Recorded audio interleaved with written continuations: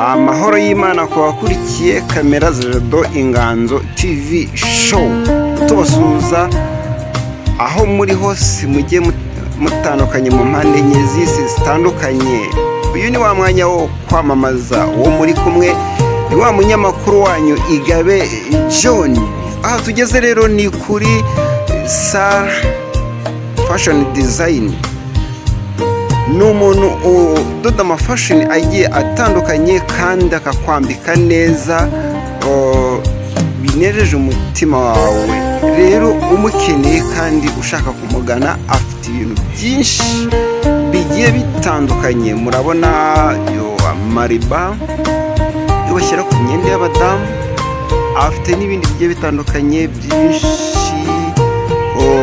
Afite ibijyanye n'indodo, afite n'ibitenge byinshi bigiye bitandukanye, na bya bindi bita amalononi. Murayabona byose arabifite, kandi afite n'amatisi. Waba ushaka kudodesha agakositimu keza, cyangwa waba ushaka kudodesha made in Rwanda, Sara Fashion Design rwose arakwambika ukagenda unezerewe cyane. Waba rero ufite ubukwe, akudodera umwenda w'umugeni rwose ukagenda umerewe neza cyane.